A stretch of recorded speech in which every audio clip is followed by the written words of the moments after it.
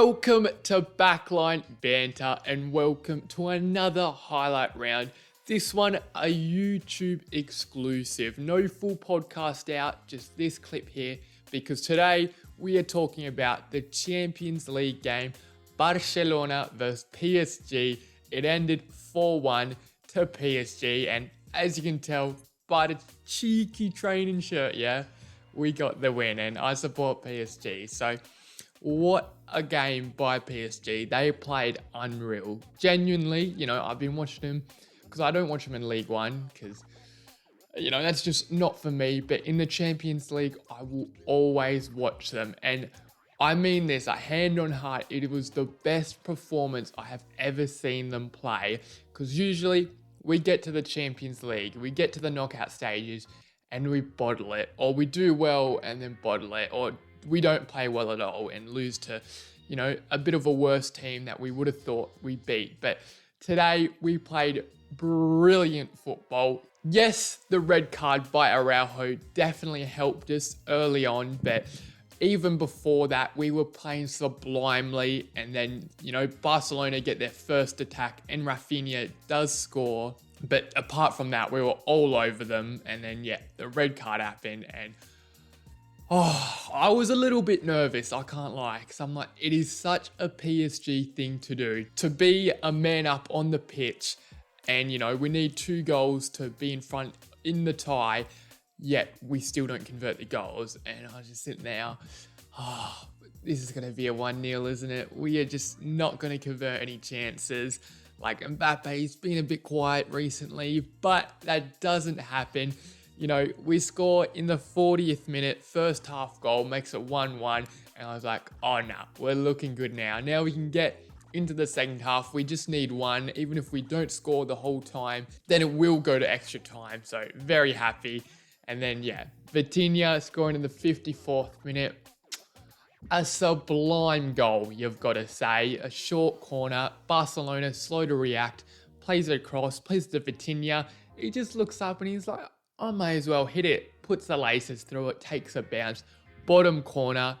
Oh, mate, when that went in.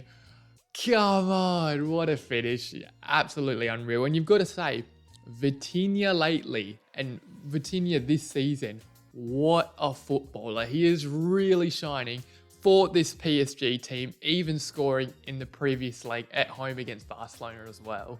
And then we finally get the goal to put us in front of the tie. I think I just said before that Vitinha's one was to put us in front, but it wasn't because they scored early on.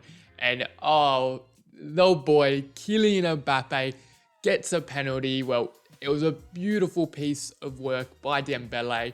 Well, to be fair, I say beautiful piece, but it was a bit of a miscontrol by Dembele. He gets the ball received out on the right. And honestly, he takes a bit of a loose touch and then he's got to quickly, sprint and get it. And Cancelo sees the loose touch and he's like, I'm going to go in for this tackle. But Dembele just gets there first. Cancelo clips him, of course, and we get the penalty. So very misfortunate for Barcelona because it was Dembele's mistake that caused, good dividends for us. So, it works out. And then Mbappe, cool as you like. Of course, he's stepping up to take the penalty, and of course, he's slotting it beautifully. And then right at the end of the game, we finally seal the deal. We don't let, any chance of Barcelona getting one at the end and taking extra time. A bit lucky, really. I don't remember exactly who played Mbappe the ball, but Mbappe's running in on goal. He's got play to him, and he has a shot, and Ter Stegen makes a pretty good save. Fair enough.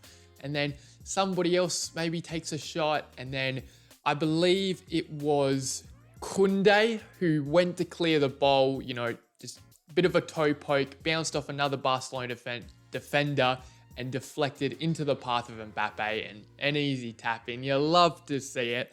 I've got to be honest though, I love Kylian Mbappe. I think he's going to be the next best football player of all time, but in these 2 legs, he hasn't done a lot. Of course, this fixture, he scores 2 goals, but the previous one at home didn't do much. This one wasn't involved much in the game apart from those finishing touches. But, that's why, he's such a good player. He steps up when you need to, even, when he's shut out of the game. and then he gets those chances, he slots them, so fair enough. And oh, mate, I was just so gassed when I saw that because, a bit of a tough week of fixtures for myself because, supporting Liverpool, obviously the draw to Man U, lost to Atlanta, lost to Palace, and it was like, oh yeah, Champions League, I'm looking forward to it. Let's see how PSG go. I'll be completely honest, I didn't think they were going to come back. I really didn't. Barcelona's home and we lost at home. And Barcelona actually had a record of they have never lost in the Champions League after winning the first game away. So PSG destroy the record, and they also break another record themselves by in the Champions League, if they lose their first fixture at home, they will never come back in the away leg. But both teams making history, bad for Barcelona, good for PSG, and you love to see it. But it would have been a very interesting game, that's for sure, if Araujo didn't get that red card, because we were looking really good at the start, like I said. And then Barcelona counter-attack, they get that goal with Rafinha. Bit unlucky first, you've got to say, because we're dominating the ball. And then, yeah, just their first attack, I've got to say, like, their first or second time getting the ball in our half. So, but we bounced back, and then Barcola, what a player he is. I honestly might be my man of the match tonight because he was the player that caused Araujo to get that red card. Just a beautiful touch around him, and then he cuts inside, does sublimely, and Araujo has to make that challenge, and it is a red card, that's for sure. And then the first goal we score of the night, Dembele in the 40th minute, he does well again to beat his player, puts a beautiful cross in, and Mbappe just misses it, but Dembele smashes it into the top of the net. So what a youngster he is turning out to be, and I'm a big fan because he did start pretty slow first off when he went to PSG, but now he seems like he's flying in the colours. And do I think Araujo's red card was deserved? I do think so. I think if he did like slightly less of a touch, because, he's running back to Barcola and it's just his arm is too high. Like he puts it over the shoulder and gives a little shove. I'm sure there wasn't, a big pull, but, an attacker feels that touch. They're going down to ground and you just can't do it. Araujo was arguing the ref, it's shoulder to shoulder, but it never was. You can see the hand grab out, the shoulder bang. So in my opinion, definitely a deserved red card. And again, I'm just so happy how PSG played. I finally see them play like really good football that I think could win the Champions League. And honestly, if you had a look at my European predictions episode, I don't blame you if you did, because a little bit of a stinker, but it was a first video podcast, but I am on for these guesses. So on the time of recording, the legs Madrid and City and Arsenal and Bayern have already been played out, and I predicted Atletico de Madrid versus PSG semi-final and a Real Madrid versus Bayern semi-final. So, just got that Madrid-Dortmund game wrong, but I am on here, and I do think PSG will beat Dortmund in the semi-finals. It will be a tough game, that's for sure. Of course, we did have them in the group, but I think we lost to them and then draw to them, so it doesn't look too good. But if we played how we played against Barcelona, there is no doubt in my mind we will beat Dortmund. Very enthralling matches, the home and away. You gotta stay tuned for that. And I have questioned Luis Enrique at times during the season. I just think some of the football that he's played, a bit questionable. The subs he's made, I'm not too sure. Like the Mbappe situation in League One, it's tough because, of course, Mbappe's pretty much said, yeah, I'm going to go to Madrid. So Enrique's now, subbing him off in about the 60th, the 70th minute of games in League One. But I just think he's such a good player. You've got to take advantage of him. And I'm glad he's not subbing him off in the Champions League. That would be a fatal error. But I think you just got to respect his decision and, just keep him playing for the rest of his time at PSG. And, he would be so gassed with the result tonight. His former team, he's got so many good memories at Barcelona and he adds on to it with PSG. You love to see it. And even before the game, I thought it's going to be a close game. Like, I thought maybe a draw. PSG, I just didn't see getting that goal to take it to extra time or even winning the game because the lineup's very even. Like, for Barcelona, in net, Ter Stegen, Koundé right back, Araujo, and Kubarsi in centre-back roles. I don't think I said Kubarsi's name right, but what a player he is. Like, so young, and I mean, Barcelona having such young talent. Very good, fair enough for him stepping up to the challenge. Cancelo at left back, Pedri and De Jong in the midfield, along with Gundogan, and then Lamine Yamal on the right, Rafinha on the left, and Lewandowski up front. And you've got to say, Lamine Yamal a bit unlucky to get subbed off at the 34th minute because, of course, with Araujo getting that red card, he got subbed off for another centre-back to get put on. And I believe it was actually his 10th appearance in the Champions League. And he's the youngest player ever to do so. So fair enough, he did very well for Barcelona's first goal. Beautiful, just beats the man, whips it in. Rafinha gets the touch. Fair enough. Very good piece of play, but just a bit unlucky that he wasn't able to continue, just due to the tactics and Araujo's red card. And, Lewandowski, we kept him quiet in both legs, I would say. Haven't doing much because he is such a top quality player.